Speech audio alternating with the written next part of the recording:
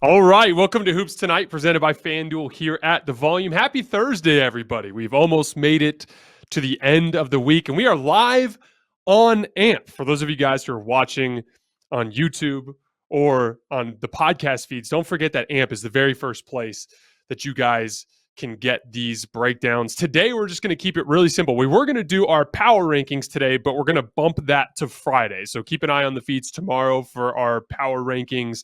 Today, we're just going to be reacting to the news that Steph Curry is very likely to miss about a month with a labral injury in his left shoulder. Obviously, very concerning for the Golden State Warriors. Before we get started, though, I'm excited to tell you guys about our new sponsor, Omaha Steaks. We received a box last year for Christmas from one of the vendors that works with my wife's company. And I'm very, very excited about this because I'm very picky with my steaks. I have a buddy, my best buddy, who's like tries to tell me that you can have a mushroom that tastes like a steak. No, I don't want to hear that. I'm very picky about my steaks. I like good steaks, and I know Omaha Steaks makes great steaks. The holidays are here. Achieve gifting greatness when you give the gift of a perfectly aged, tender, and delicious Omaha steak. Omaha Steaks have put together a delicious selection of various gift packages to make shopping for the ones you love nice and easy. Go to omahasteaks.com and take advantage of 50% off site-wide when you use code HOOPS at checkout to get an additional $40 off your order. Omaha Steaks has everything you need to give a gift that is simply perfect. Send an assortment of mouth-watering favorites like the delicious Butcher's Cut Filet Mignon, air-chilled boneless chicken, ultra-juicy burgers, and even easy-to-prepare comfort meals that are ready in a flash. Don't wait. Order today and beat the shipping rush. Go to omahasteaks.com and use promo code HOOPS to check out. Omaha Steaks is a gift from the heart, a gift that will be remembered with every unforgettable bite. Order with complete confidence today, knowing you're ordering the very best. Visit omahasteaks.com. Take advantage of 50% off site-wide, plus use promo code HOOPS at checkout to get an extra $40 off your order. Minimum order may be required. All right, so Steph is going to miss somewhere between 10 and 15 games, is my guess. The initial report was a couple of weeks, but then Shams Charania from The Athletic just put out a report shortly, about 10, 15 minutes ago, saying that in all likelihood, he's probably going to be out the better part of a month. So what I'd like to do is I'd like to look at this from the glass half empty approach first, and then we'll come at it from a more positive angle here in a couple of minutes. Here's the reality. The Warriors have played 972 possessions without Steph Curry this year, and they've been outscored by 10 points per possession, 10 points per 100 possessions in those minutes. It's been bad. In fact, in totality this year, they are plus 145 on the scoreboard when Steph is on the floor and minus 127 when he's off. If you guys remember when we did our MVP rankings a couple weeks ago, or our quarter season awards, which I believe, I think it was 1 or 2 weeks ago, I talked about how with Steph in particular, the on-off numbers were so jarring. They're like almost 20 points better per 100 possessions when he's on versus when he's off, that if they could just put together some wins and get towards the top of the standings, he's kind of like a shoe-in for MVP, because all the other top guys in the league, they've been better with them on the floor versus off, but not nearly as valuable as Steph has been to the Warriors. Put it simply, the Warriors have been a travesty this year when Steph is off the floor. So what does that mean? That means it's going to be extremely difficult for them to win games over this stretch. And the unfortunate part is the Warriors didn't bring a ton of urgency to start this season. They were already in the 10 seed before this news came out today. And let's just put it real simply. If the Warriors lose ground to the tune of 3 games in the standings over the course of this month, they will drop to 13th and be ahead of just Houston and San Antonio. If they drop 5 games on the field over this month, which is unlikely, but certainly on the table as a possibility, they'll drop to dead last in the conference, even behind San Antonio. They're only 4.5 games up on San Antonio right now. So one of the problems with their lackadaisical approach to start the season is they didn't really buy themselves any margin for error. And so here we are. Steph gets hurt. He's going to be out at least a few weeks, potentially a month, and that could be a problem. What that means is when he comes back, right around that 40, 45 game mark of the season, he's going to have to go on one hell of a run at the end of the season just to avoid missing the play-in altogether, let alone hopefully getting out of the play-in and avoiding that specific situation. We talked a lot about this when we were talking about the Warriors in general after one of their losses earlier this week.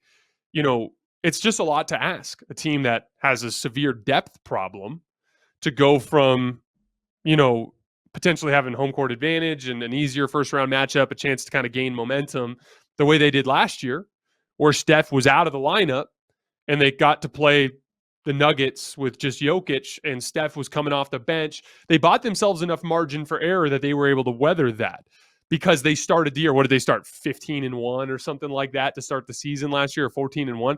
That's off the table now. Now that margin for error is not there. And if things go poorly over this next month, they'll be in a pretty deep hole. So that's kind of like my initial kind of read on this situation from just acknowledging the realities. You're already a 10th seed. Steph is out a month. And this season, you've gotten killed when he's off the floor. But obviously, the Warriors are going to make every attempt to try to float the ship over the course of this next month and keep themselves alive, as they should. Their starting lineup is still the very best lineup in basketball this year. And they have good reason to have faith there and to keep their faith in that grouping. So let's look at the glass half full approach. If I was coaching the Warriors and I was trying to talk to my guys in a way that kept their belief and helped them realize that they still have a chance, I'd start here. First of all, there's some winnable games on the schedule. Going from today, the 15th of December, to the 15th of January, they play the New York Knicks, the Charlotte Hornets, the Detroit Pistons, the Orlando Magic, the San Antonio Spurs, and the Chicago Bulls. Those are all very winnable games without Steph Curry.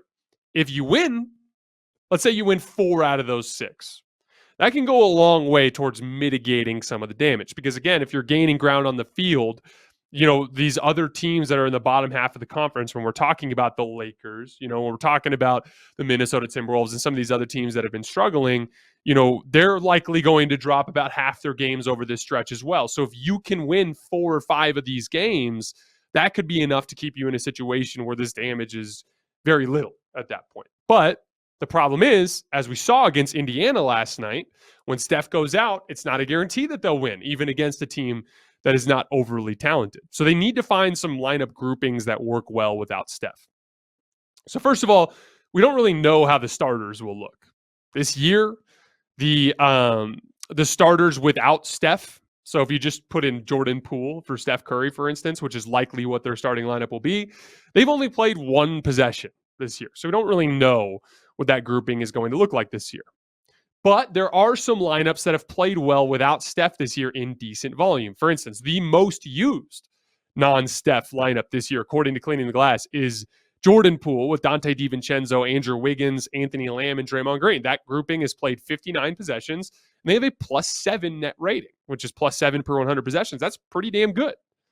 The other thing we learned, if you guys remember to start the season when they were really, doing these line change type of things, when they were swapping that starting group out and just bringing on the bench, they were struggling. But then they started to stagger a little bit, right?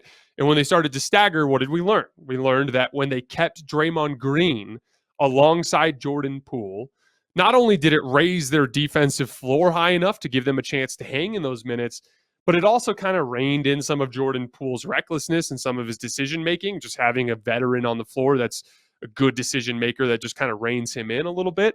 And those groupings have played really well.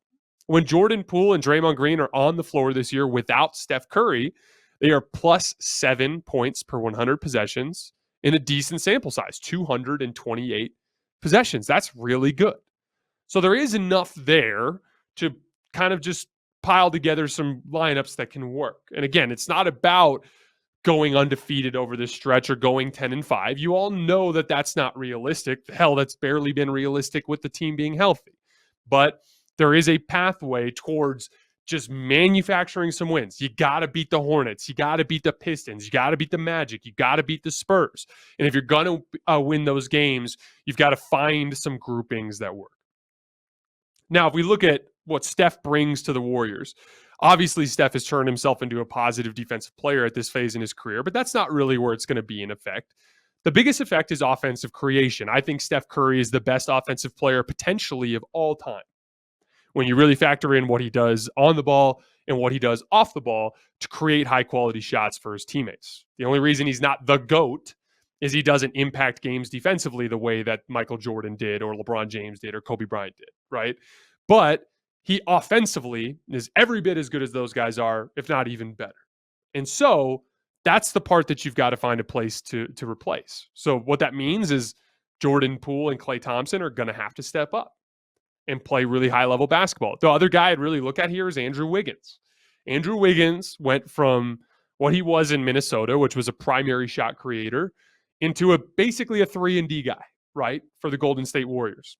This year, in extremely low volume, I think he's right around 25 possessions in each of these. He's 1 point per possession in ISO, which is above average, and 1.04 points per post-up. Both of those including passes, that's above average. So Andrew Wiggins has some experience as a primary shot creator that you can lean on for heavier usage. And so that guy in particular, you got to lean on more. And then you just need Jordan Poole and Klay Thompson to be more consistent. But most importantly, no matter what, the urgency on the defensive end of the floor, which has not been there for the Warriors this year consistently, especially when they get away from home, that urgency on the defensive end of the floor has to be there every single night. And so that's going to be the challenge for them, especially since, they're talented enough that if you go into Charlotte or you play Charlotte, you play the Pistons, you play the Magic, you play the Spurs, you will beat those teams if you defend as well as you are capable of, because those teams are young and those teams are sloppy. They let go of the rope. If you bring that defensive effort, you can beat them. So that's the end of the floor that I'd watch really closely. And I'm really curious to see how well that floats. There's two other angles real quickly I want to look at this here. I talked about this when we were talking about Golden State's margin for error earlier this week, but it might be even more likely that the Warriors consider being more aggressive in the trade market. Obviously, I think today is actually the official date, December 15th, where all of the contracts signed this summer are eligible for trades. Moses Moody, ironically, coming into the season, seemed like the young guy they'd be able to rely on the most. Hasn't really panned out. James Wiseman, obviously, is in the G League, bouncing back and forth. So at a certain point, you might have to look at moving those two guys as your best opportunity to bring back a player that gives you a better chance of floating over the course of the next month. And, it might be the best thing that could happen to them because they've been really hesitant to make that particular move. Obviously, in the interest of keeping this two timelines approach. And that might end up costing them in the playoffs anyway. So hopefully, for the Warriors' sake, this ends up being the thing that kind of breeds some urgency there. But the one last thing I wanted to look at here from the standpoint of keeping the glass half full is the West is wide open. When you're looking at the teams at the top, you're looking at the New Orleans Pelicans, who are very young and injury prone. Brandon Ingram and Zion Williamson, injury prone.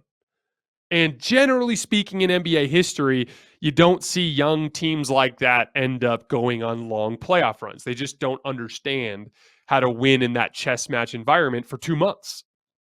It usually ends up being the veteran teams that do so. So I'm not overly concerned about them, particular. If I'm a Warriors fan, not overly concerned about them. Denver is down to 28th in defense. They don't play any damn defense, so Denver's not going to be something you're overly concerned about. Phoenix is always 1 or 2 bad games away from letting go of the rope. But the Clippers, Kawhi Leonard, his health is a concern. Paul George, his health is a concern.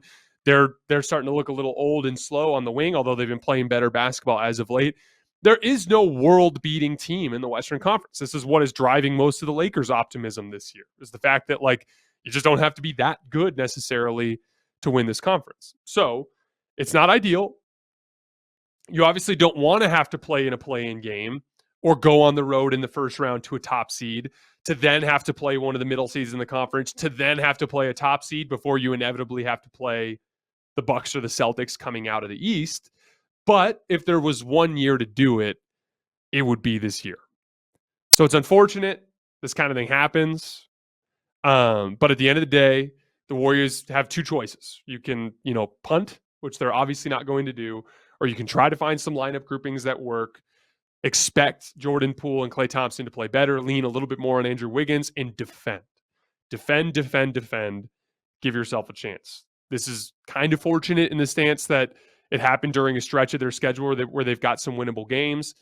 And if they go, if they win 5 or 6 games over the course of this month, they could be coming back here right around the 10th or 11th seed anyway. All right, guys, that is all I have for today. So remember that power rankings video, which I've already recorded, is actually going to air tomorrow. So I touch on 10 different teams there. And then Saturday morning, we'll be coming back with breakdowns of a bunch of the games from Friday night. As always, I sincerely appreciate your guys' support, and I will see you next time.